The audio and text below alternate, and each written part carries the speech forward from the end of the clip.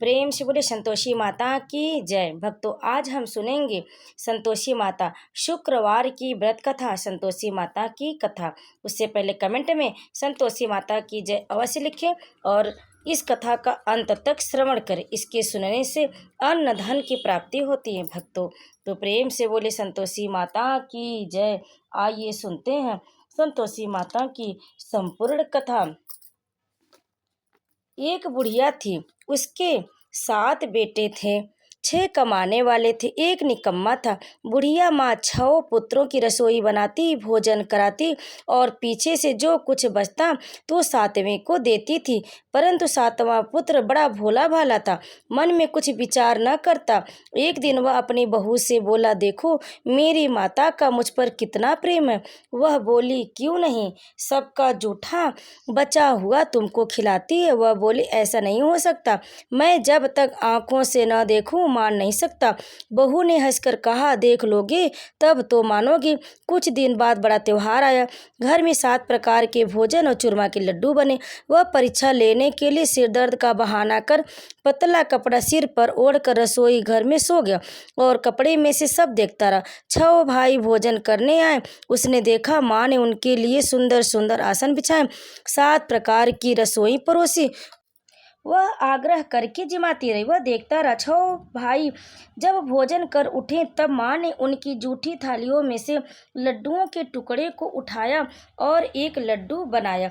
जूठन साफ कर बुढ़िया माँ ने पुकारा, उठ बेटा, 6 भाई भोजन कर गए, अब तू ही बाकी, उठ भोजन कर ले। वह कहने लगा, माँ मुझे भोजन नहीं करना है, मैं परदेश जा रहा हूँ। माता ने कहा, कल जाना हो तो आज ही जा। वह बोला, हाँ हाँ आज ही जा रहा हूँ। यह कहकर वह घर से निकल गया। चलते समय बहू की याद आई। वह गौशाला में कंडे थाप रही थी। जाकर बोला, हम जामे परदेश को आवेंगे कुछ काल, तुम रहियो संतोष से धर्म अपनो पाल। 2 निशानी अपनी देख धरू मैं धीर, सुधिमति हमारी बिसराइयो रखियो मन गंभीर। वह बोला, मेरे पास तो कुछ नहीं है, यह अंगूठी है सो ले लो और अपने कुछ निशाने मुझे दो। वह बोली, मेरे पास क्या, यह गोबर भरा हाथ। यह कहकर उसकी पीठ पर गोबर के हाथ की थाप मार दी और वह चल दिया। चलते चलते दूर देश में पहुंचा। वहां पर एक साहूकार की दुकान थी। वहां जाकर बोला, सेठ जी मुझे नौकरी पर रख लो। साहूकार को जरूरत थी। साहूकार ने कहा, काम देखकर दाम मिलेंगे। साहूकार की नौकरी मिली। वह सवेरे 6 बजे से 12 बजे रात्रि तक काम करने लगा। कुछ दिन में दुकान का लेन देन, हिसाब किताब, ग्राहकों को माल बेचना, सारा काम करने लगा। साहूकार के 7-8 नौकर थे, वे सब चक्कर खाने लगे। यह बहुत होशियार बन गया। सेठ ने भी काम देखा और 3 महीने में ही उसे मुनाफे का साझेदारी बना लिया। 12 वर्ष में वह नामी सेठ बन गया और मालिक सारा कारोबार उस पर छोड़कर बाहर चला गया। इधर बहू पर क्या बीती सो सुनो। सास ससुर उसे दुख देने लगे। सारी गृहस्थी का काम कराकर उसे लकड़ी लेने जंगल में भेजते। इस बीच घर की रोटियों के आटे से जो भूसी निकलती उसकी रोटी बनाकर रख दी जाती और फूटे नारियल की नरेली में पानी। ये इस तरह दिन बीतते रहे। एक दिन वह लकड़ी लेने जा रही थी कि रास्ते में बहुत सी स्त्रियां संतोषी माता का व्रत करती हुई दिखाई दी। वहां पर खड़ी होकर कहने लगी, बहनों यह तुम किस देवता का व्रत करती हो, इसके करने से क्या फल होता है, इस व्रत के करने से क्या विधि है। यदि तुम अपने इस व्रत का विधान मुझसे समझाकर कहोगी तो मैं तुम्हारा बड़ा उपकार मानूंगी।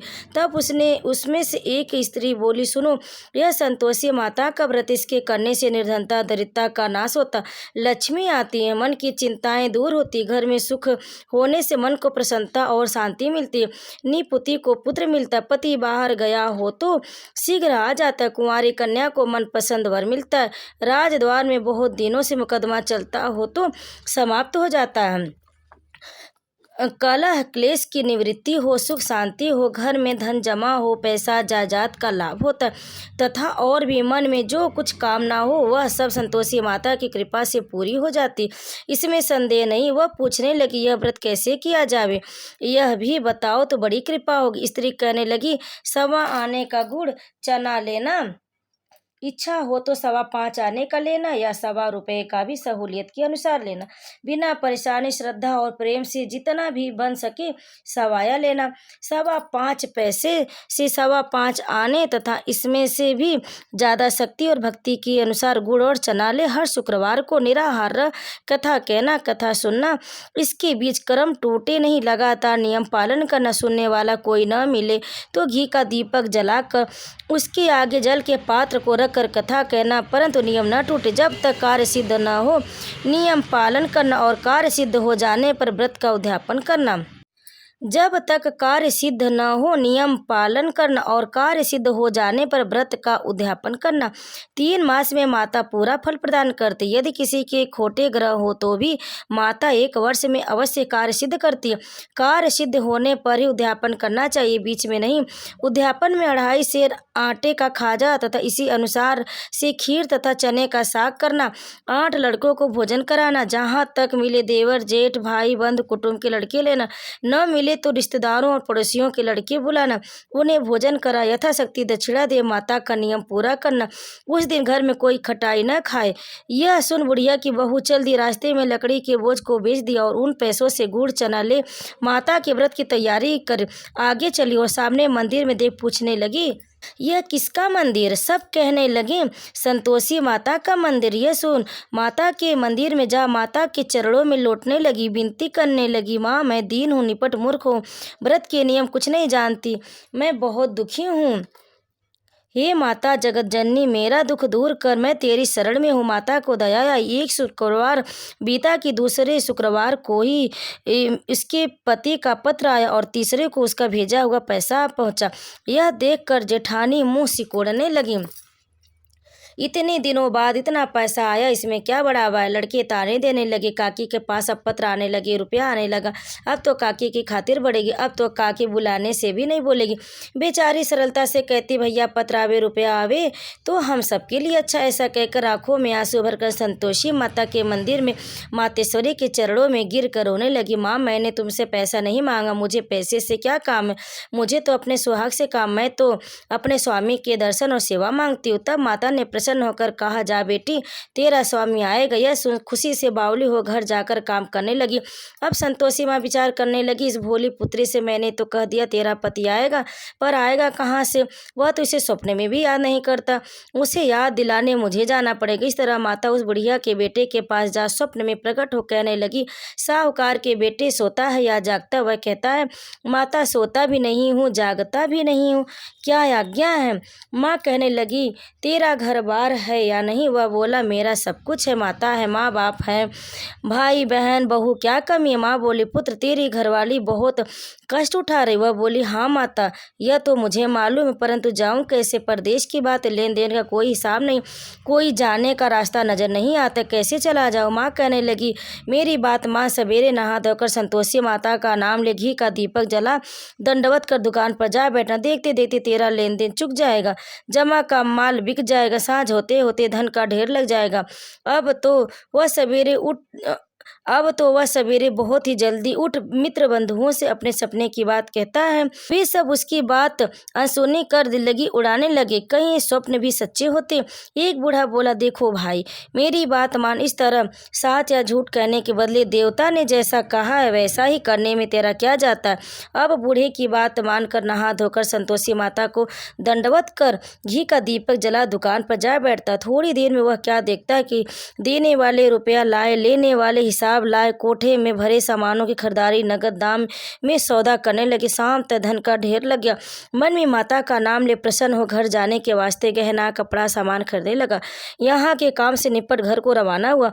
यहाँ बहू बेचारी जंगल में लकड़ी लेने जाती, लौटते वक्त माता के मंदिर पर विश्राम करती। वह तो उसका रोज रुकने का स्थान ठहरा। दूर से धूल उड़ती देख वह माता से पूछती, हे माता यह धूल कैसी उड़ रही है? माँ कहती, है पुत्री तेरा पति आ रहा, अब तू ऐसा कर लकड़ियों के 3 बोझ बना, एक नदी के किनारे रख, दूसरा मेरे मंदिर पर और तीसरा अपने सिर पर रख। तेरे पति को लकड़ी का गट्ठा देखकर मुंह पैदा होगा, वह यहाँ रुकेगा, नाश्ता पानी बना खा माँ से मिलने जाएगा। तो लकड़ी का बोझ उठा कर जाना और बीच चौक में गट्ठा डालकर 3 आवाजें जोर से लगाना, लो सासू जी लकड़ियों का गट्ठा लो, भूसी की रोटी दो, नारियल के खोपड़े में पानी दो, आज मेहमान कौन आया है। माँ की बात सुनकर वह बहुत अच्छा माता जी कहकर प्रसन्न मन हो लकड़ियों के 3 गट्ठे ले आए। एक नदी के तट पर एक माता के मंदिर पर रखा। इतने में ही वह मुसाफिर आ पहुंचा। सूखी लकड़ी देख उसकी इच्छा हुई कि अब यहाँ निवास करे और भोजन बना खा पी कर ही गाँव चले। इस प्रकार भोजन बना विश्राम ले गाँव को गया। उसी समय बहू सिर पर लकड़ी का गट्ठा ले आती, उसे आंगन में डाल जोर से 3 बार आवाज देती, लो सासूजी लकड़ी का गट्ठा लो, भूसी की रोटी दो, नारियल के खोपड़े में पानी दो, आज कौन मेहमान आया। यह सुनकर उसकी सास अपने दिए हुए कष्टों को भुलाने हेतु कहती है, बहू ऐसा क्यों कहती हो, तेरा मालिक ही तो आया, आ बैठ, मीठा भात खाकर कपड़े गहने पहन। इतने में आवाज सुनकर उसका स्वामी बाहर आता और अंगूठी देख व्याकुल हो जाता। माँ से पूछता, यह कौन है। माँ कहती, बेटा यह तेरी बहू है। आज 12 वर्ष हो गए जब से तू गया, तब से सारे गांव में जानवर की तरह भटकती फिरती, काम काज घर का कुछ नहीं करती, 4 समय आकर खा जाती। अब तुझे देखकर भूसी की रोटी और नारियल के खोपड़े में पानी मांगती। वह लज्जित हो बोला, ठीक है माँ, मैंने इसे भी देखा और तुम्हें भी, अब मुझे दूसरे घर की चाबी दो, वो मैं उसमें रहूंगा। ठीक है बेटा, जैसी तेरी मर्जी। यह कर माँ ने ताली का गुच्छा पटक दिया। उसने लेकर दूसरे कमरे को खोलकर सारा सामान जमाया। एक ही दिन में वहाँ राजा के महल जैसा ठाट बाट बन गया। अब क्या था, वह सुख भोगने लगी। तत्पश्चात अगला शुक्रवार आया। उसने अपने पति से कहा, मुझे माता का उद्यापन करना। उसका पति बोला, अच्छा, बहुत अच्छा, खुशी से कर ले। तुरंत ही उद्यापन की तैयारी करने लगी। जेठ के लड़कों को भोजन के लिए कहने गई। उसने मंजूर किया, परंतु पीछे से अपने बच्चों को सिखलाती है, देखो खीर पेट भर देखो रे, भोजन के समय सब लोग खटाई मांगना, जिससे उसका उद्यापन पूरा न हो। लड़के जीवने आए, खीर पेट भर खाए, परंतु बात याद आते कहने लगे, हमें कुछ खटाई खाने को दो, खीर खाना हमें नहीं भाता, देखकर अरुचि होती है। लड़के उठ खड़े हुए, बोले, पैसे लाओ। भोली बहू कुछ न जानती थी, सो उसने पैसे दे दिए। लड़की उसी समय उठ करके इमली ले खाने लगी। यह देखकर बहू पर माता जी ने कोप किया। राजा के दूत उसके पति को पकड़ ले गए। जेठ जेठानी मनमाने खोटे वचन कहने लगे। लूट लूट कर धन इकट्ठा कर लाया था, सो राजा के दूत उसे पकड़ कर ले गए। अब सब मालूम हो जाएगा जब जेल की रोटी खाएगा। बहू के यह वचन सहन नहीं हुआ। रोती रोती माता के मंदिर में गई और कहने लगी, माता तुमने यह क्या किया, हंसाकर क्यों रुलाने लगी। माता बोली, पुत्री तूने उद्यापन करके मेरा व्रत भंग किया, इतने जल्दी सब बातें भुला दी। वह कहने लगी, माता भूली तो नहीं, न कुछ अपराध किया, मुझे तो लड़कों ने भूल में डाल दिया, मैंने भूल से उन्हें पैसे दे दिए, मुझे क्षमा करो। माँ बोली, ऐसे भी भूल कहीं होती है। वह बोली, मुझे माफ़ कर दो, मैं फिर से उद्यापन करूंगी। माँ बोली, अब भूल मत करना। वह बोली, अब भूल नहीं होगी, अब बताओ वे कैसे आएंगे। माँ बोली, पुत्री जा, तेरा मालिक तुझे रास्ते में ही आता मिलेगा। वह निकली, रास्ते में पति आता मिला। उसने पूछा, तुम कहाँ गए थे। वह कहने लगा, इतना धन जो कमाया था उसका टैक्स राजा ने मांगा था, वह भरने गया था। वह प्रसन्न हो बोली, भला हुआ, अब घर चलो। कुछ दिन बाद फिर शुक्रवार आए। वह बोली, मुझे माता का उद्यापन करना। पति ने कहा, करो। वह फिर जेठानी के लड़कों से भोजन के लिए कहने गई।